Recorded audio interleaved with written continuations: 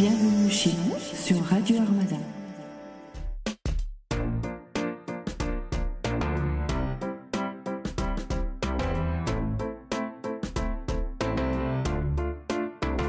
Bonsoir à tous, il est 20h, c'est le journal du bonheur. Je suis très heureux d'aller à la rencontre de deux personnalités, une pianiste, une comédienne, une actrice formidable.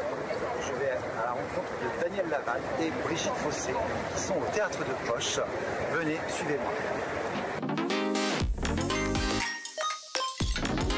La la la la la la. Je vois ça, vous êtes en forme. Allez, il est 20h, c'est le journal du bonheur et je suis très heureux de partager justement un moment magnifique au Théâtre de Poche qui est à Montparnasse.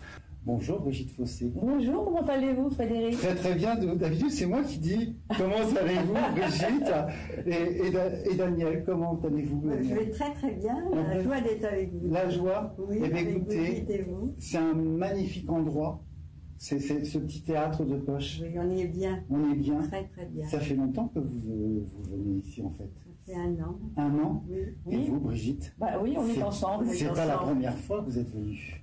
Non, c'est pas la première fois que je viens ici, mais c'était la première fois que je jouais Oui, en 1968 dans l'été de Weingarten, exactement, dans ce théâtre. dans ce théâtre, Précisément où j'ai débuté juste après le Grand Maulne. tout à fait. Voilà. Alors on va commencer une chose, on va commencer par vous Brigitte. Vous êtes née exactement à Tourcoing. Oui, je suis du Nord. Voilà, vous êtes une ch'ti comme on dit. Voilà. Le plat pays qui est le mien. Exact. Si je vous dis aussi rue de Chantilly ou boulevard Gambetta, ces deux adresses vous évoquent bien sûr des souvenirs. Alors, la rue de Chantilly, c'est là où j'ai habité à partir de l'âge de 4 ans et demi, dans une vraie maison, comme les maisons anglaises en briques rouges. Et le boulevard Gambetta, ça ne me dit rien du tout. C'était pas là où vos parents se sont rencontrés? Ah mais oui, c'est là où il y avait l'église. Mon père a rencontré ma mère en sortant de la messe. Il a suivi dans le tramway, s'est assis devant elle et il lui a dit « Je vois la mer dans vos yeux ». Vous avez vu, j'ai été le chercher loin cet indice. Hein. Ah oui, en effet, oui. Et quel souvenir vous avez de cette enfance, en fait, de ce Nord? Une enfance très joyeuse, comme tous les gens du Nord après la guerre. On célébrait la vie. Mes parents nous emmenaient tous les week-ends au bord de la mer, en Belgique ou au Touquet. Et avec mon frère, on formait un quatuor et on chantait, on dansait, on récitait des poèmes et beaucoup de fables de La Fontaine. De La Fontaine. Beaucoup, beaucoup. Alors, le hasard et le rêve de votre tante, en fait, vous amènent à rencontrer René Clément. Il vous a choisi pour jouer dans son rôle Les Jeux Interdits, en 1952. Jeux Interdits, le dernier film de René Clément, a fait l'unanimité de la presse. Je dis que j'y vois rien. Alors tu sais pas compter? 3. Tu vois bien qu'on y voit. Pourquoi tu me tires la langue? Pour voir si tu y vois.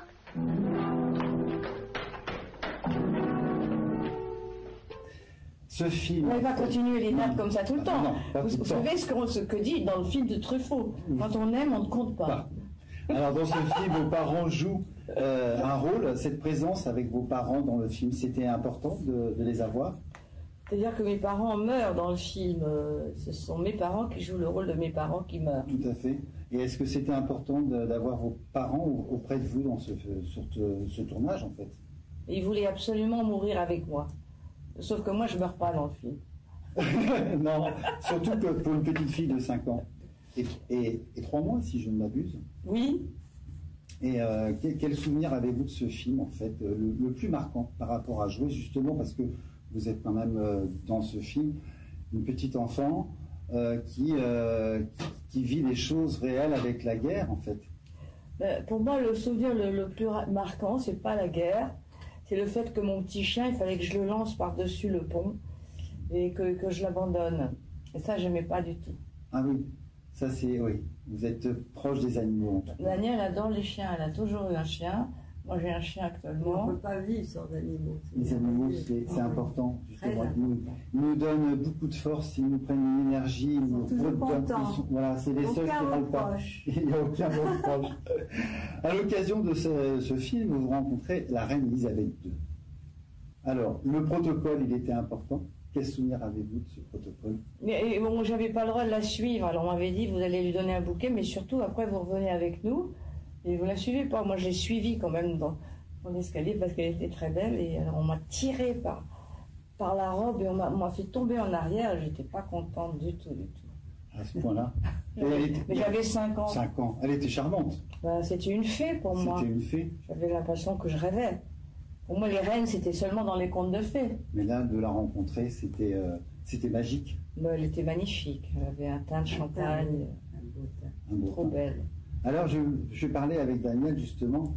Quel souvenir avez-vous, justement, parce que vous êtes ardéchoise? Mais oui. Alors, vous êtes de Annonay. d'Annonay. Annonay, cette ville d'histoire. Oui, mais vous savez, j'avais 6 mois quand j'ai quitté Annonay. Oh, Donc, je ne connais pas du tout Annonay. Je vois qu'en ce moment, il y a des catastrophes qui s'y passent, donc c'est ça me énorme. fait mal. Mais je suis parisienne, en fait. Parce Vous que êtes ma parisienne. mère a accouché chez sa sœur qui habitait à Annonay, dans l'Ardèche. C'est comme ça que D'accord. ça s'est fait. Et au bout de 6 mois, nous sommes partis d'Annonay. Voilà. Mais je suis ardéchoise. Mais vous êtes revenu de temps en temps à Annonay? Une seule fois, Une seule mon mari fois. m'a dit, mais il faut que tu connaisses quand même Annonay. Bah oui, parce qu'Annonay a une culture avec Oui, les c'est fermes très beau. Wolfières. Oui, Et voilà. puis aussi la fabrication de canson. Exactement. Voilà, il y a une grande fabrique Oui. qui existe quand même Oui, depuis oui, des c'est un années. bel endroit. Oui, La région est magnifique. magnifique. Magnifique. Oui, Il y a oui. beaucoup de châteaux, de pierres. Et entouré beaucoup de fleurs, c'est très campagne en même temps. C'est Oui. très. C'est Non, rural. voilà, C'est c'est un rural. bel endroit. Alors, quel souvenir vous avez de votre enfance, justement, d'avoir quitté Annonay pour arriver à Paris?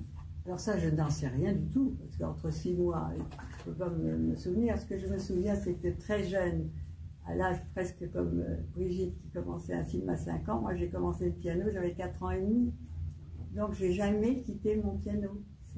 C'est une longue histoire d'amour, en fait, Voilà, le piano c'est et vous. Et c'est quand même à l'âge de 12 ans où maman me dit, il faudrait quand même savoir si tu veux continuer les études ou faire vraiment du piano.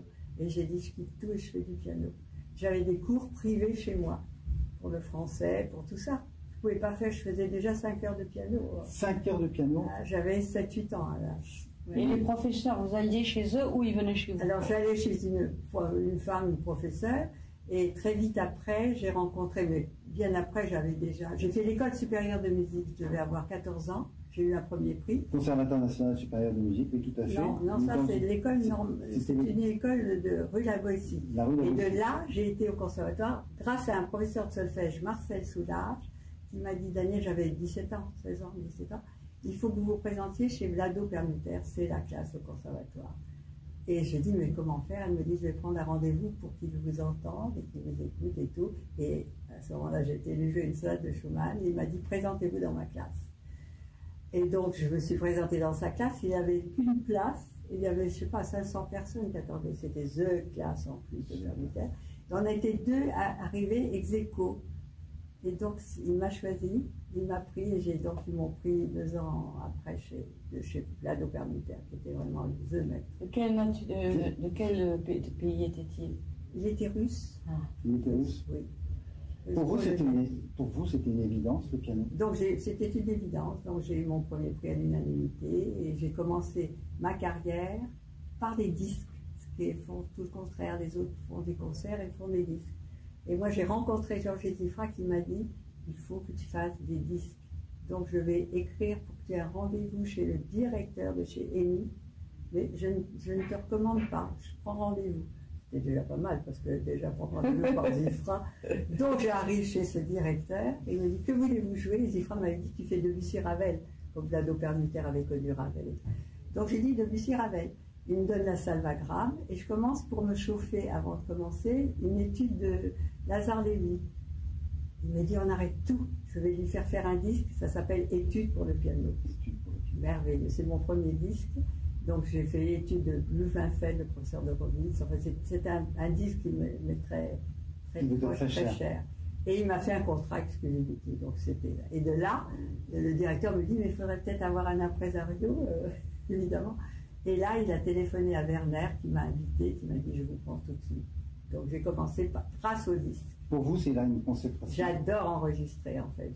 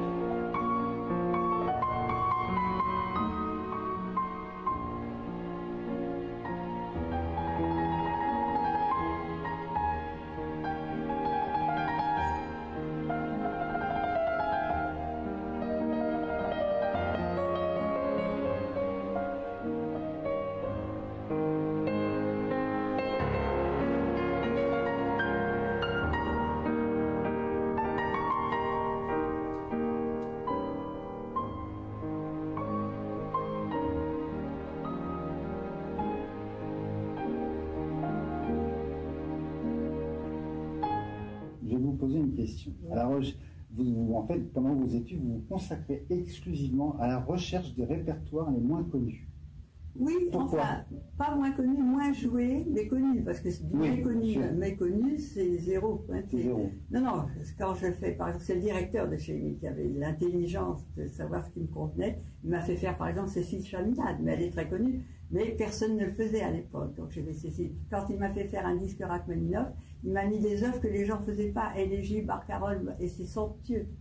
Vous voyez? Donc j'ai fait des disques comme ça, de compositeurs connus.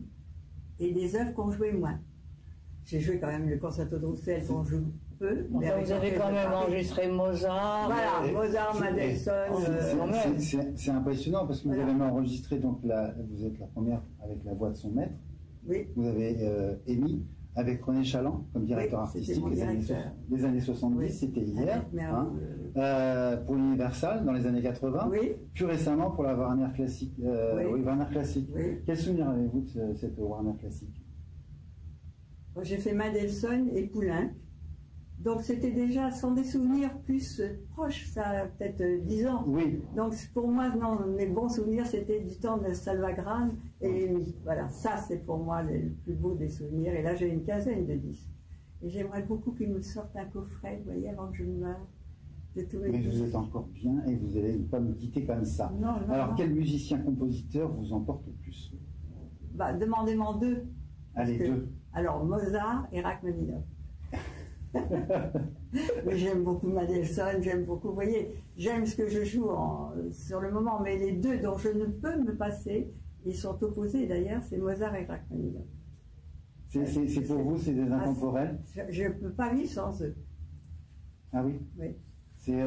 Alors vous donnez des cours encore à la date d'aujourd'hui? Alors non, mais j'ai fait ça sur tard, comme toujours, je ne fais pas comme tout le monde. Ça fait que 15 ans peut-être que je donne des cours, parce que maintenant j'ai envie de leur donner ce que j'ai appris avec la Dopermitaire, enseigné pour moi, et maintenant j'ai une classe au Conservatoire international, j'ai quelques élèves. Vous transmettez l'amour et la musique. Voilà, et ça c'est ça qui me passionne aussi. Alors il y a une autre passion, c'est avec Brigitte. Ah oui. Et ouais, c'est le cinéma. On va continuer avec vous, Brigitte, sur le cinéma. En 1974, vous acceptez le rôle dans un film Les Valseuses de Bertrand Blier, avec Gérard Depardieu, Patrick Devers, Miu, Isabelle Huppert. Mais j'avais déjà fait beaucoup de choses. Et là, vous aviez. Pourquoi vous commencez par celui-là? Parce que c'était un film pour moi qui marque l'histoire. Et la question, c'est surtout, est-ce qu'on pourrait le tourner à la date d'aujourd'hui? On pourrait refaire un film comme celui-ci. Écoutez, je vous prie de m'excuser, mais j'ai absolument besoin de vous parler, avant de parler de ce film, de tout mon parcours d'avant. Bien sûr. Parce que ce qui comptait pour moi, c'était de commencer par le théâtre. Parce que depuis l'âge de 12 ans, j'avais une petite voix à l'intérieur de moi qui me disait « Reste pur et fais du théâtre ». Donc, quand on est venu me demander, j'avais déjà fait des études littéraires, de jouer dans le grand môle, c'était le symbole de la pureté, cette Yvonne de Galais, donc j'ai dit oui tout de suite. Parce que c'était le petit pont entre la littérature et le cinéma. Et après, on m'a demandé de jouer ici l'été de Weingarten, et j'ai trouvé... C'était un endroit merveilleux, très très intime, et je voulais toujours suivre une carrière de théâtre et une carrière de cinéma, les deux en même temps. Et j'ai fait ça toute ma vie, toute ma vie. Tout à fait. Et c'est ce qui m'a rendue heureuse, parce que on a deux pieds quand on est acteur, on a le théâtre et le cinéma, ce sont deux métiers très différents. Complètement différents. Et donc, si vous voulez, j'ai joué beaucoup de rôles romantiques, j'abrège. J'ai joué beaucoup de rôles romantiques au début. J'ai joué avec Michel Deville, par exemple, dans Raphaël ou le débauché. J'ai joué dans Crime et Châtiment de Dostoïevski, de Stelio Lorenzi à la télévision, avec François Martouret, qui joue tout le temps ici au Théâtre de Poche aussi. Tout à fait. Et je me souviens, quand je jouais ici au Théâtre de Poche, il y avait Philippe Tesson qui venait tout le temps. Et je le connaissais bien. Et je le trouvais très très sympathique. Je ne savais pas qu'un jour il allait acheter le théâtre et que j'allais venir jouer ici avec Daniel. Ça, je n'aurais jamais pensé. C'est extraordinaire la vie. Oui. Et alors, j'ai fait comme ça beaucoup de films d'arrêt d'essai, petit budget, grand budget, de Molinaro, avec beaucoup de gens, Ange-Claude Lelouch, etc. Et à un moment donné, il faut sauter, François Truffaut. Et à un moment donné, je me suis dit, j'aimerais bien jouer un rôle auquel on ne s'attend pas. Parce qu'au théâtre, je jouais les sorcières Macbeth avec Geneviève Fontanelle, sorcière qui faisait un striptease et tout ça, très très marrant. Mais au théâtre, je faisais beaucoup de compositions. Mais au cinéma, beaucoup moins. Beaucoup moins. Donc quand m'est arrivée la proposition de Bertrand Blier de jouer dans Les Valseuses, j'ai acheté le roman, je l'ai lu. J'étais en train de lire Henri Miller, donc ça m'a pas choqué. Parce que Henri Miller joue tranquille à Clichy et tout ça, elle n'a rien à envier à vos valseuses. Et je me suis dit, ah voilà, un rôle vraiment intéressant, parce que justement, les gens ne s'attendaient pas à me voir là-dedans, et moi non plus. Je me demandais comment j'allais l'interpréter. Les gens étaient étonnés, oui, tout à fait. Et par conséquent, je l'ai fait parce que je trouve que le rôle d'un acteur, c'est de tout jouer. C'est ce que dit Tennessee Williams. Il dit, on ne peut être acteur que si on est persuadé que rien de ce qui est humain n'est interdit. Or, il est vrai que, bon, quand on joue Hitler, on n'est pas Hitler. Mais, à un moment donné, il faut le défendre. Il faut savoir un rôle d'avocat, le rôle d'acteur. Et c'est pour ça que j'ai voulu me faire l'avocate de la fille qui joue dans Les Valseuses, parce qu'avant chaque phrase, il était écrit sur le scénario, la fille un peu bête répond, la fille un peu nunuche répond. Alors je me suis dit, je vais la défendre. Parce que, soi-disant, elle est bête. En fait, elle n'est pas bête. Elle n'est pas bête du tout. C'est que simplement, elle est dépassée par les événements. Elle est troublée et elle est peu capable de se défendre. Voilà. Vous avez tout résumé. Parce que justement, je parlais de cinéma, je voulais vous parler de théâtre, parce que vous êtes une grande femme de théâtre, Brigitte. Et il y a une chose, on va revenir sur le grand rôle. Ce film vous a révélé aussi, vous avez réalisé, est-ce que c'est un rêve de devenir comédienne? C'était pour vous une évidence? En fait, j'étais en train de faire l'école d'interprète à Genève et je reçois une lettre d'Albi Coco qui dit quelqu'un m'a dit que vous ressembliez à Yvonne de Gallet, je voudrais que vous jouiez le rôle. Alors, je suis rentrée à Paris, j'ai interrompu mes études. Il m'a dit, mais vous avez mis 6 mois à répondre, alors moi j'en ai trouvé 4 autres, alors vous allez faire des essais. Alors j'ai fait des essais, mais je lui ai dit ceci, je lui ai dit, écoutez, je comprends très bien ce que vous voulez dire, je suis d'accord pour faire des essais, mais vous savez, si je fais le film, je passerai l'entrée au conservatoire, parce que je veux absolument faire du théâtre. Donc vous allez devoir me libérer 3 fois pendant le film. Et finalement, bon, il m'a prise avec Jean Blaise, qui était magnifique. Et c'était écrit par Alain Fournier. Pardon? Ça a été écrit par Alain Fournier. C'est ça, et on venait de retrouver, là, juste après, il n'y a pas très longtemps, on a retrouvé son corps. En fait, on avait perdu son corps pendant la guerre, et on l'a retrouvé il n'y a pas très longtemps. Il n'y a pas tellement longtemps, ils en ont parlé justement. Extraordinaire. C'était extraordinaire, des années après. Oui, de retrouver quelque chose oui. Ça, c'est marquant. Allez, on passe dans les années 80, la boum 82, la boum numéro 2. Et oui, Françoise Béreton, Madame Béreton. Oui. Vous voyez, là on est au théâtre, tout à l'heure le public est parti, et il y a une dame qui disait justement, qu'est-ce que je vous ai admiré dans La Maman, avec de Sophie Marceau. Quel souvenir avez-vous justement de la boum numéro 1 et la boum numéro 2, avec justement Claude Brasseur, Sophie Marceau et Denise Gray aussi, qui était la grand-mère de tout le monde. Tout le monde rêvait d'avoir une grand-mère comme ça. C'est drôle. Oui, elle était le soir au théâtre et dans la journée, elle tournait la boum. À 80 ans. À 80 ans. Elle se plaignait pas, elle fonçait, elle dévorait la vie. Ah oui. Et elle avait beaucoup d'optimisme, hein, parce que elle a dit, oh, je suis contente à la fin du film, je vais avoir 80 ans. Alors pour mes 80 ans, je vais me faire une opération de la hanche, ça va être merveilleux. Elle était vraiment adorable. Vous jouez cette mère, en fait, et dans le même temps, vous avez votre fille aussi. J'aime pas vous parler de la vie privée des artistes, mais là, vous avez votre fille de 12 ans, et vous jouez la mère, justement, d'une fille de 13 ans. Voilà. Ça a été bouleversant, comment ça s'est passé, justement, parce que vous le vivez d'un côté, et vous le vivez dans le cinéma. Elle avait 2 ans de moins, elle avait 11 ans, et c'est très drôle, quand le film est sorti, la première a eu lieu au concert à côté de chez nous. Parce que tout le lycée de l'ancienne mairie avait été convoqué par la Gaumont, qui avait un cinéma là au concert. Et alors le jour de la première, je tombe sur ma fille au milieu de toutes ses copines. Elle avait 11 ans. Et le lendemain, j'ai eu droit à « Maman, j'ai une boum demain soir ». Je lui dis « Mais tu n'as pas l'âge de vivre, hein ?» Non, mais j'ai une boum quand même, alors il faut que j'y aille parce que j'ai vu la boum, toutes mes copines y vont, etc. Je dis, mais est-ce que. Alors je dis, c'est à quelle heure et où ça? Et là je dis, mais tu te rends compte que tu es en train de me faire dire là les paroles du film? et finalement, vous viviez le... Je n'ai pas pu lui refuser. C'était impossible. Mais comment on peut refuser? On ne peut pas. On ne peut pas. À 11 ans, c'était très tôt, je trouvais. C'était très tôt, quand même. On est d'accord. Ouais. Alors, il y a une chose, on va continuer sur... Vous avez partagé l'affiche avec des grands acteurs, comme Paul Newman, Gérard Depardieu, Bruno Tremers, Jacques Perrin, Pierre Bernier, Eva Darlan, enfin, plein de personnes qui ont marqué le cinéma français. Lequel parmi nous, lequel qui vous a plus marqué, en fait, qui vous a plus touché? Écoutez, j'ai aimé mes partenaires, parce que pour moi, le plus important dans ce métier, que ce soit au théâtre, ou dans la musique, ou au cinéma, c'est de travailler avec des gens qu'on aime et qu'on admire. Ça, c'était mon critère toujours, c'était qui est le metteur en scène, quels sont les partenaires.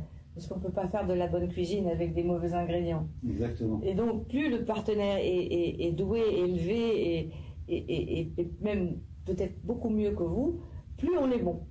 Parce qu'on se stimule, on se stimule. Moi, j'admire Danielle, parce qu'elle travaille tous les jours 5 heures. Et chaque soir, elle joue avec la même fraîcheur, le même étonnement devant chaque note.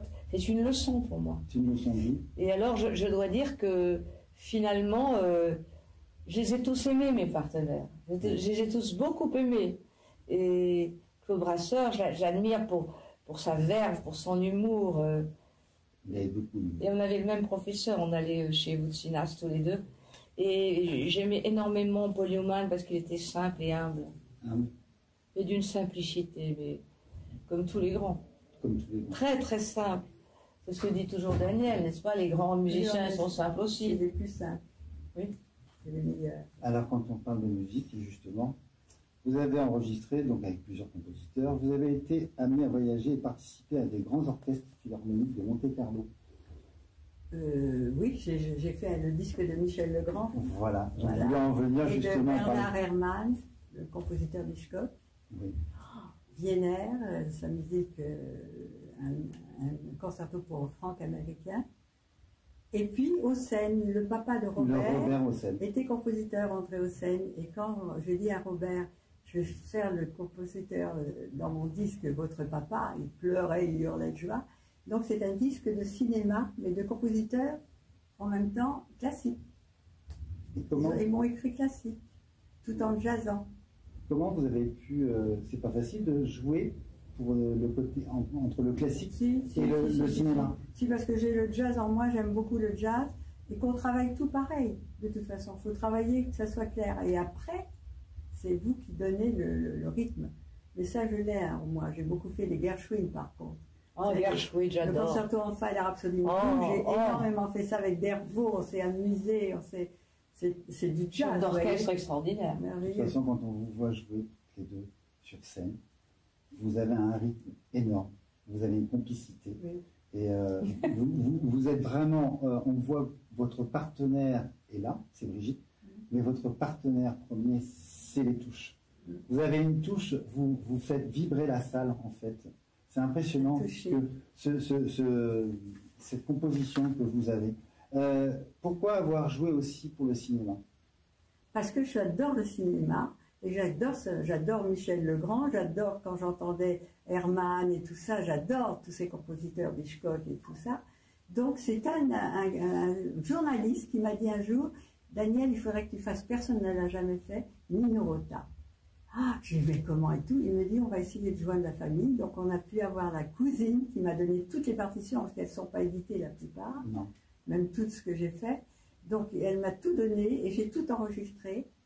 Et elle est venue m'entendre. J'ai fait ça à Ferrara aussi, en Italie, avec un chef merveilleux, Pascal Véro. Et on a fait tous ces disques comme ça. Mais tout de suite après, je me suis dit, il faut que je fasse Mendelssohn, Mozart, quelque chose, parce que je ne veux pas qu'on mette un titre. Oui, ça c'est important. Voilà, c'est le même problème. Voilà. Et quand on est vite dans une catégorie. Oui. On est vite. Et après, j'ai fait ce disque, mais après, Nino Rota, j'ai donc fait Michel Legrand. Et j'ai dit, mais comment le rencontrer, comment? Et ce journaliste m'a dit, Daniel, je vais organiser un déjeuner où ça marche ou ça ne marche pas. Et ça marche. Et ça a marché. C'est-à-dire qu'en se quittant, il m'a dit, j'écris, dans 10 jours, je viens chez vous. Et il m'a réécrit l'été 42 que j'ai enregistré avec l'orchestre de Monte-Carlo. Voilà. Qu'est-ce que c'est joli. L'été 42, c'est magnifique. La musique. Accorder la musique avec l'image, avec le film. Oui. Pour vous, c'est... Nino Rota, par contre, je l'ai fait avec Fellini, tout un film de Fellini, et on m'avait fait ça à la Villette. Il y avait 2000 personnes, je devais jouer à la sortie de mon disque Nino Rota, et il y avait la sœur de Fellini qui était là. Et on a projeté un film. C'est magnifique, c'est des souvenirs merveilleux. Mais je ne voulais pas qu'on me mette une étiquette. Parce qu'on m'appelait à Madame Nino Rota à un moment. Ah oui. Parce que j'ai eu la victoire de la musique, on a fait la musique classique, France Musique dans le métro. J'ai joué avec mon Steinway dans le métro Nino Rota. Quelle station? Après, quelle station vous étiez? Aubert. Métro Aubert. Les gens restaient et tout. Et c'était enregistré en direct. Et après, il y avait la Tour Eiffel et tout. Ça a eu un succès fou. Je me suis dit, oh là là, il faut que je fasse attention.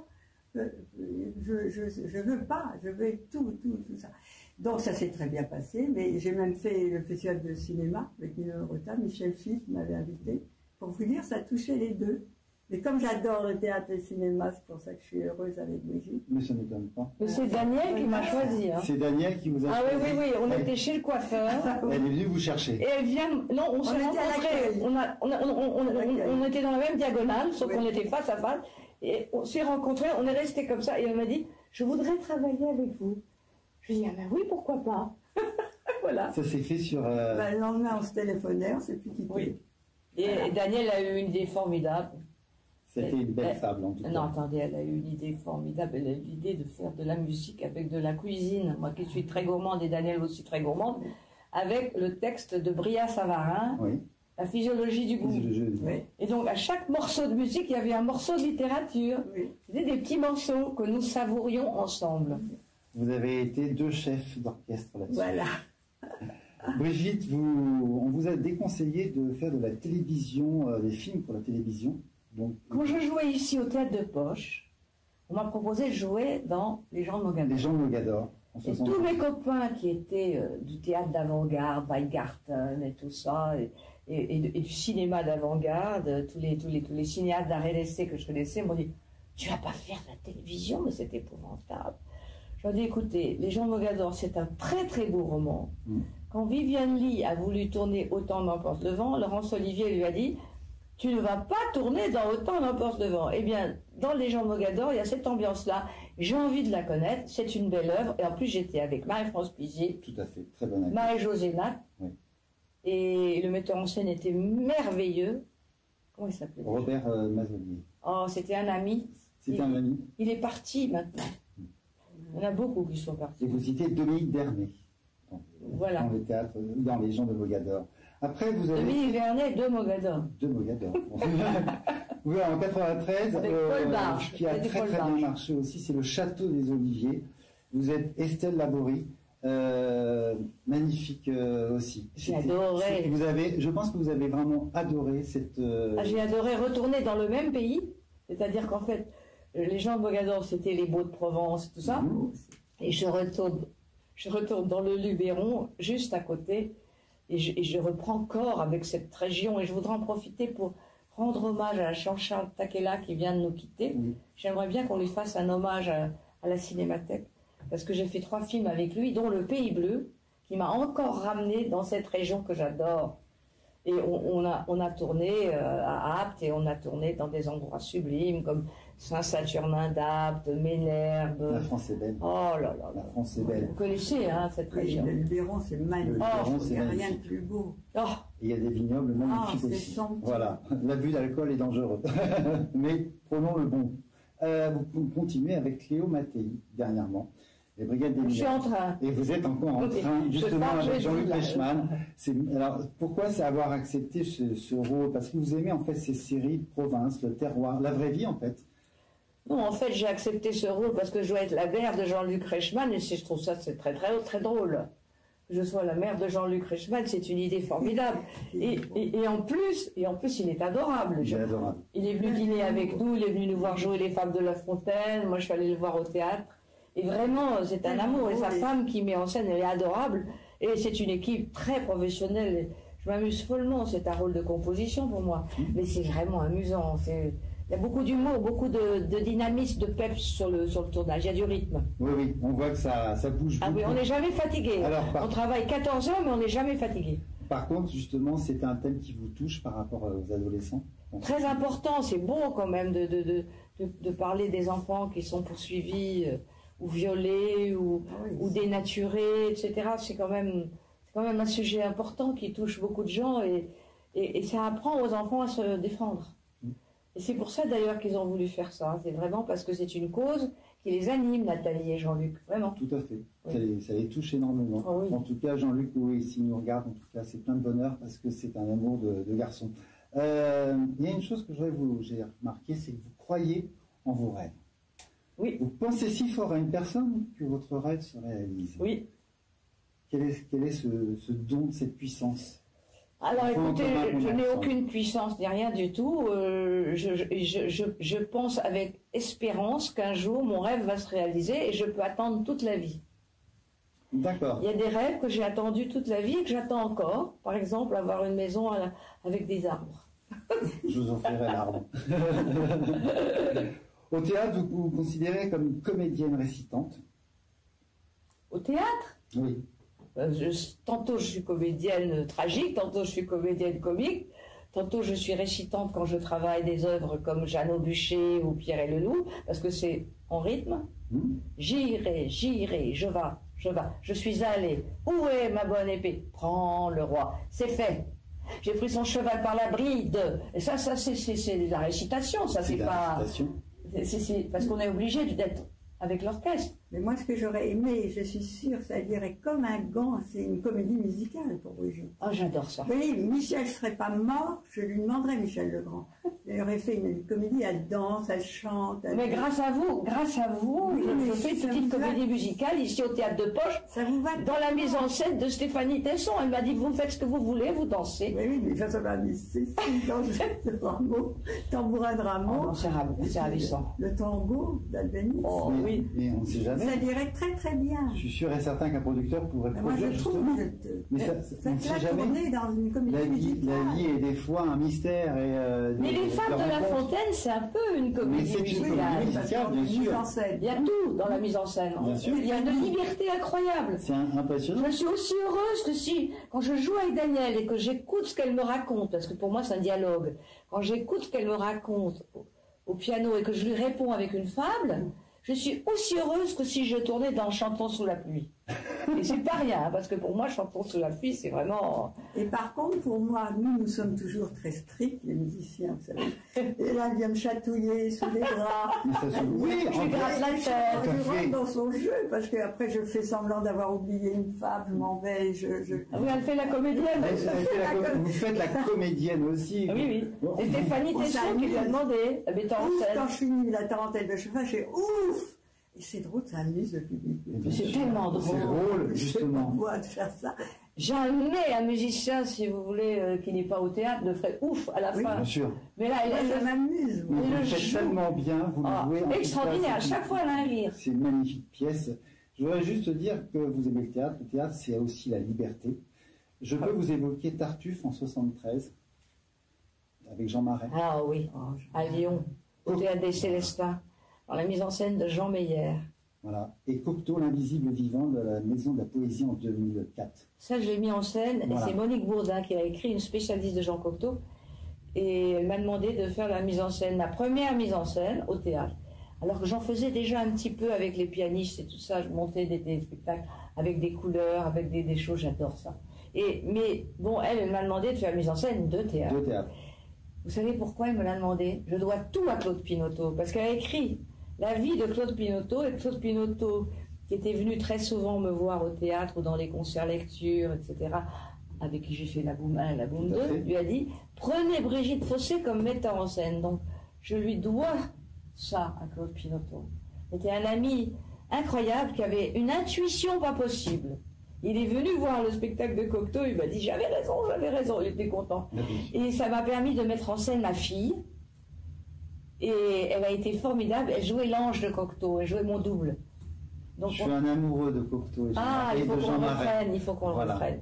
J'ai eu la chance de, voilà, c'est à titre privé, mais j'ai eu la chance d'avoir comme prof de dessin Jean Marais. Il y avait du Vivaldi, il y avait du Poulenc. Il y avait du Poulenc, voilà. Et il y avait du pam para la la la pam para pam para. Lio. Voilà, bravo. C'était une merveille. Donc, je voulais faire un petit hommage à Cocteau et Jean Marais. Oh oui, j'ai bien connu Jean Marais.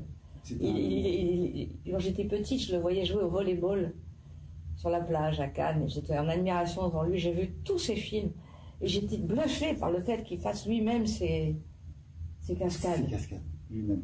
Il a été le premier à faire ça. Avant Belmondo. Avant Jean Belmondo, c'est Cocteau. Et avant l'Américain qui a fait la cascade en arrivant aux Jeux Olympiques. Comment s'appelle-t-il? Tom Cruise. Tom Cruise. Voilà. Formidable. Oui. Il y a toujours, en fait, Non, mais quand j'ai joué avec Jean Marais, j'ai été frappée par sa simplicité. Tout le monde l'attendait. Il était gentil, il allait boire un verre avec le public. Il a joué dans Podane aussi. C'était un homme merveilleux. Je voudrais dire une chose, Brigitte. Il y a une chose qui me touche, c'est les plus beaux poèmes d'amour. Vous avez écrit des livres, et celui-ci... Non, je l'ai préfacé, j'ai choisi les poèmes. Préfacé. Alors, vous avez écrit d'autres livres, mais celui-ci, j'ai même choisi la couleur. Voilà, et je voulais parler de ce petit livre de poèmes. C'est joli, c'est voilà. C'est rouge.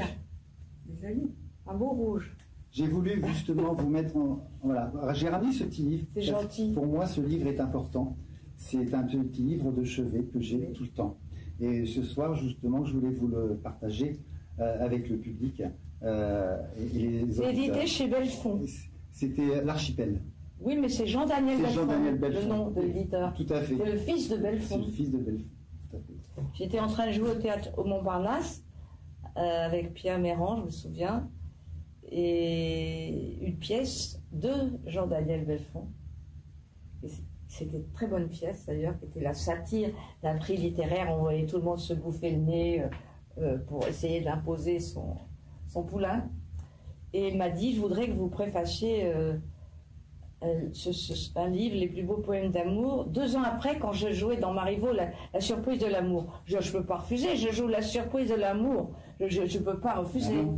Et comme pour moi, la poésie, c'est ma vie, c'est-à-dire qu'en fait, j'ai 2 vies, j'ai ma vie de tous les jours, et puis la nuit, je lis des poèmes.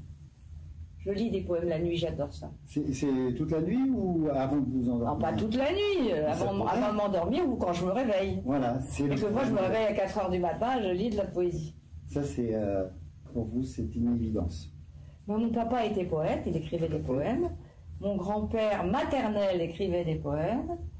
Et à la maison, maman récitait de la poésie tout le temps et papa aussi. Donc vous êtes un poème d'amour, en tout cas. C'est ce que justement est indiqué dans ce livre qui est magnifique.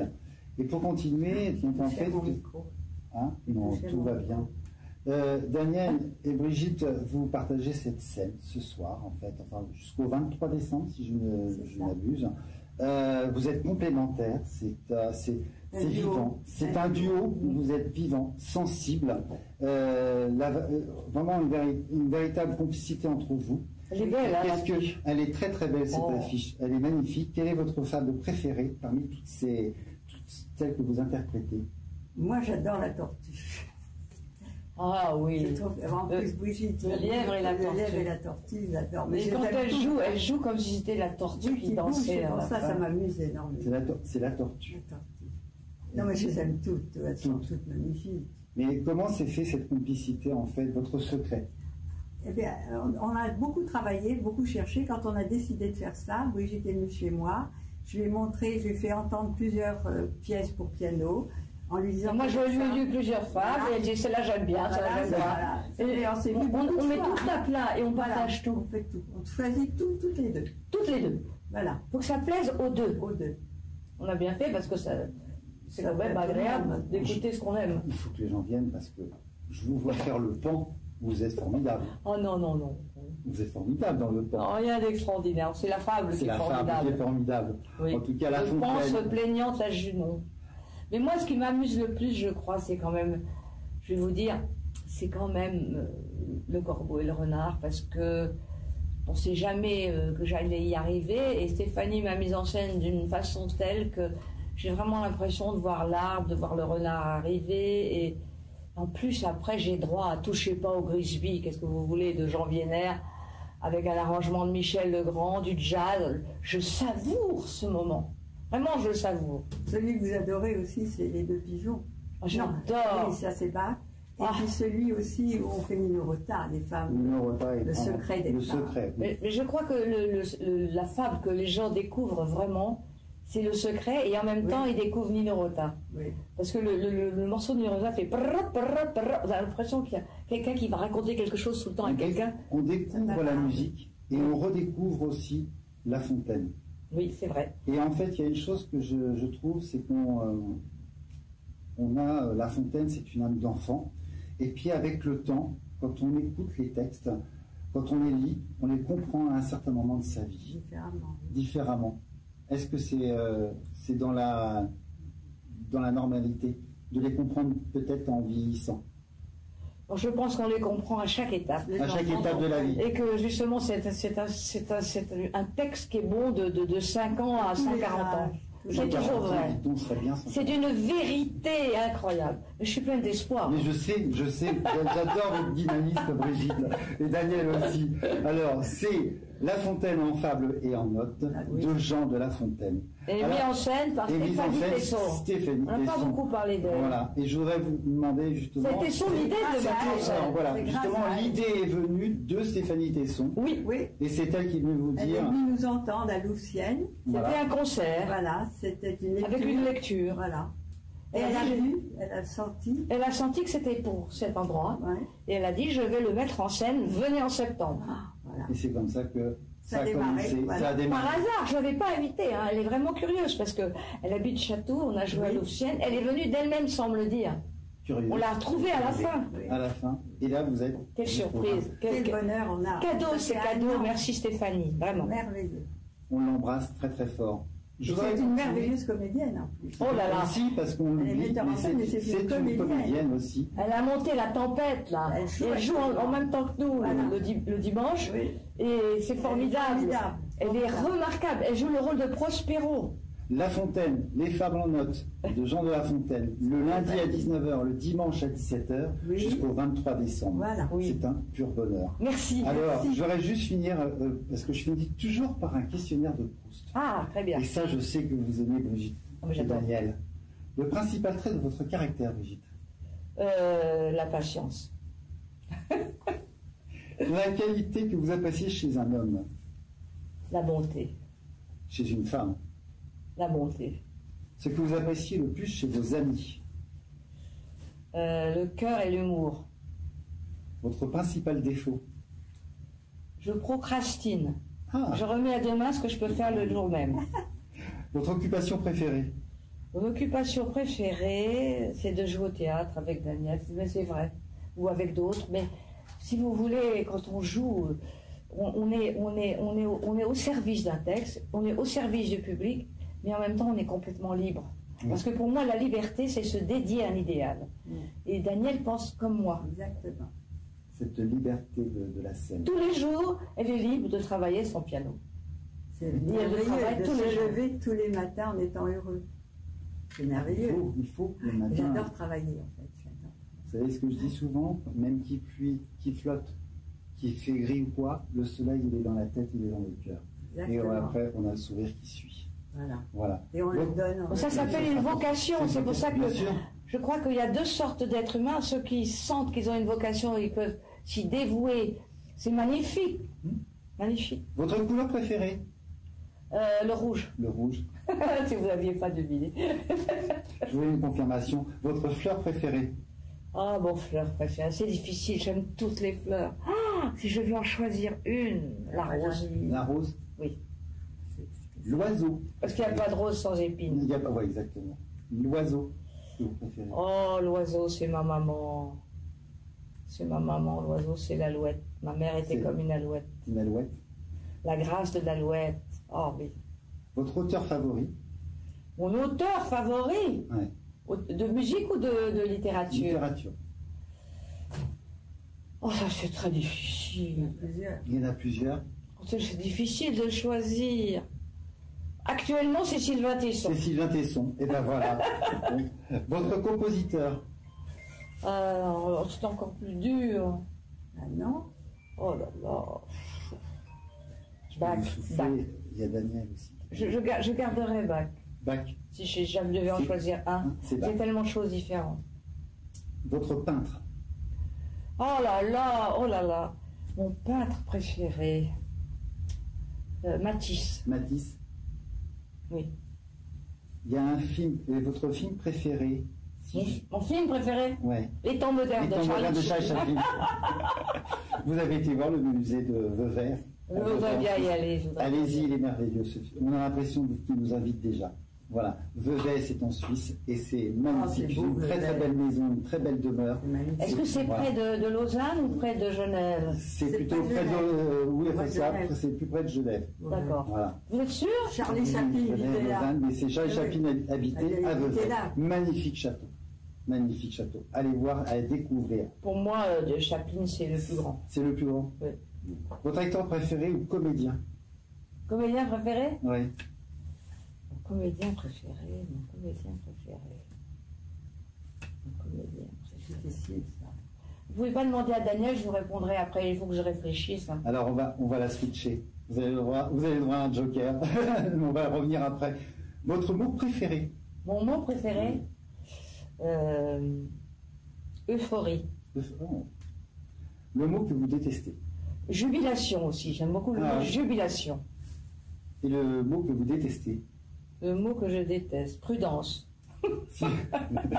Si vous étiez une fable, vous seriez laquelle?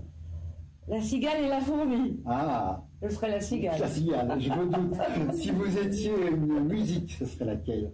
Si j'étais une musique, ce serait laquelle? Mais... Mais oui. Ce que vous détestez par-dessus tout, Qu'est-ce que je déteste? Oui. La malhonnêteté. La malhonnêteté. Le mensonge. Oui. J'aime bien les gens qui ont le courage de dire ce qu'ils pensent. Tout à fait. En politique aussi. Oui, ça serait du bien aussi. Le don de la nature que vous auriez aimé avoir? Oh, j'aurais aimé faire la cuisine comme Daniel. C'est vrai. Oh, elle fait la cuisine comme j'aime, comme faisait maman, avec grâce, légèreté, fantaisie. Votre devise? Mon quoi? Votre devise? Demain est un autre jour. Si Dieu existe, alors... Voilà, et aussi, quand on cherche, on trouve toujours. On trouve toujours. Alors là, c'est un petit... Thomas, j'avais un arpivot, oui, il disait toujours, si Dieu existe, qu'aimeriez-vous après votre mort l'entendre vous dire? C'est bien essayé, mais il peut faire mieux, recommence. Et c'est quoi pour vous le bonheur, Brigitte? C'est d'être en accord avec soi-même, d'essayer d'être fidèle à ses propres pensées, à ses amis. Moi, le bonheur, c'est la foi et la fidélité. C'est la fidélité. La foi aussi. J'adore cette phrase du Christ. Je crois que c'est Saint Augustin qui dit que le Christ aurait pu dire, je ne sais pas si c'est le Christ qui l'a dit, il a dit console-toi, tu ne me chercherais pas si tu ne m'avais pas déjà trouvé. C'est tellement beau. C'est beau et doux et tellement réalité. Espérance. Espérance. Votre principal trait de votre caractère, ma chère Danielle? Moi, j'aime la justice. Ah oui. Voilà, j'aimerais être juge. Juge. Pour défendre, je n'aurais pas besoin d'écouter tout leur baratin des avocats qui entrent. Je sortirais la personne qui est accusée. Ça, c'est votre trait de caractère. Ah, c'est mon trait de caractère. J'ai une amie d'ailleurs qui est juge, j'aimerais tellement. Oh là là, j'ai touché à mon micro. Non. Voilà, juge. Mais gentil, de juge gentil. Et la qualité que vous appréciez chez un homme, chez une femme? Me faire rire. Un homme, en tout cas un homme, m'amuser, me faire rire. C'est vous faire rire? Oui. Qu'il soit intelligent, évidemment. Ah oui, ça c'est important aussi. On n'était pas sur l'homme, là, on était sur quelqu'un. Ah, voilà. Mais tout de suite. Vous avez des sur l'homme. Voilà, focus sur l'homme. Et sur la femme. C'est génial. J'adore. Elle va d'avoir rien qu'un regard comprendre ce qu'elle veut me dire et ce que je veux lui dire. Comme en scène, quand vous vous regardez, voilà. vous comprenez. Tout à fait. Très important. Ce que vous appréciez plus chez vos amis? Oh, l'affection, la gentillesse, la disponibilité. La fidélité. La fidélité. Votre principal défaut? On l'a dit tout à l'heure. Juge. Non, parce que c'est dans le bon sens. C'est dans le bon sens. Mon défaut, c'est de vouloir aller très vite, souvent. Plus vite que la musique. Ah bah, vous voyez, lui, l'impatience. Vous avez des points communs. Votre occupation préférée? Bah, c'est la musique. C'est la musique, c'est le piano. C'est la musique, c'est mon piano, c'est mon meilleur ami peut-être, mais c'est la musique. C'est votre dada. J'aime la musique, j'aime le violoncelle. Ça se voit pas du tout. Votre couleur préférée, Daniel? Vert. Le vert. Espérance. Oui. Bonheur. Je joue même avec du vert sur scène. Quand on dit que ça porte malheur, c'est faux. Votre fleur préférée? Pivoine. La pivoine. Oh, magnifique. Une de mes fleurs préférées aussi. Elle est très très belle. Votre animal préféré? Oh, j'ai toujours eu des chiens, donc c'est le chien. Mais j'aime les chevaux. Vous aimez les chevaux? On peut en dire deux? On a le droit. Chien et cheval. Vous avez le droit de dire. Alors cheval. Votre poète préféré? Poète préféré. L'écrivain en tout cas, c'est Balzac. Balzac. Oui. Et bien l'écrivain, je vais dire Sylvain Tesson. Alors après, hein? Il a fait une très jolie son dernier livre qui est magnifique. Oui. Votre compositeur préféré? Mozart. Mozart. Le film préféré? Ah, Autant n'emporte vent. Oh, c'est magnifique. Je suis romantique. Et romanesque aussi. Et romanesque. Quelle période de l'histoire vous préférez, vous, en fait? 1900. Ah oui? Oui, je trouve que qu'est-ce qui vous plaît dans... L'élégance, la légèreté? La légèreté. La légèreté, j'aime pas trop la légèreté, mais l'élégance, la beauté, parce que je trouve qu'ils avaient du goût à cette époque. Oui. Je trouve que c'était les robes longues, les choses comme ça. Je suis très... L'élégance se perd à la date d'aujourd'hui? Ah oui, mais ça va revenir. Mais ça, oui. Je suis sûre que ça va revenir. Oui. Le don de la nature que vous aimeriez avoir? Le don de la nature que j'aimerais avoir... Elle les a tous. Je ne sais pas, c'est difficile, parce que tout ce qui est culture, bon, c'est le piano, ça.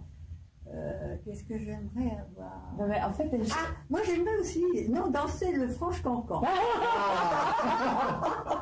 J'adorerais ça. Ah oui, c'est beau. D'abord, je vais vous raconter, j'aimerais faire un film, enfin j'aurais aimé qu'on fasse un film. J'arrive au Théâtre des Champs-Élysées, donc j'ai un concert là. Et j'arrive en franche cancan, j'arrive comme ça, et d'un seul coup tout s'éteint. Je vois mon Steinway et je fais le 21e de Mozart avec l'orchestre qui est déjà dans le noir. C'est mon rêve, ça. Vous voyez, vous avez un rêve de danser le French Cancan. Ben voilà. C'est ça. Mais jamais trop tard. Tombé au fond. Si vous étiez une musique, ça serait laquelle? Rachmaninoff. Pour parce que les tonalités, les trucs, c'est sensuel en même temps. C'est très sensuel. Alors, donc je serais. Cette sensualité. Si vous étiez une fable? La Fontaine. La Fontaine. Oui. Il n'y a pas photo. Il n'y a pas photo. Votre devise? Ma devise. Aider les gens. Aider. Avoir les moyens. Si j'avais les moyens, j'aimerais aider. Donner. Voilà. Donner. J'aime bien recevoir aussi d'ailleurs. Oui. Mais donner. Ah oui. Partager. Quand je vois tous ces malheureux, j'aimerais même, quand ils regardent quelque chose, tac, un billet dans la petite poche. C'est ça que j'aimerais. C'est quoi pour vous le bonheur? C'est d'être avec quelqu'un qu'on aime, voilà. C'est ça le bonheur. C'est de partager. Partager avec un être qu'on aime, les mêmes choses. Et l'instant présent aussi. Oui. Merci beaucoup Daniel Laval. Merci Brigitte Fossé. Merci beaucoup en tout cas de nous avoir reçus. Je voudrais remercier Alain le réalisateur pour découvrir justement les fables de La Fontaine. Venez au théâtre de Poche voir Brigitte Fossé et Daniel Laval, produit par Stéphanie Tesson, au théâtre de Poche à Montparnasse. Mise en scène, pardon, excusez-moi, elle me reprend, mais pas de problème, c'est un bonheur. Merci à tous, prenez soin de vous, partagez le bonheur. Ciao. Oui, mais le bonheur, c'est d'être toutes les deux. Voilà. Avec Stéphanie, à trois. Stéphanie, on est toutes les trois toujours dès qu'on arrive. Donc toutes les trois, le trio. Partagez. Voilà, à bientôt. Ciao. Merci. Ciao.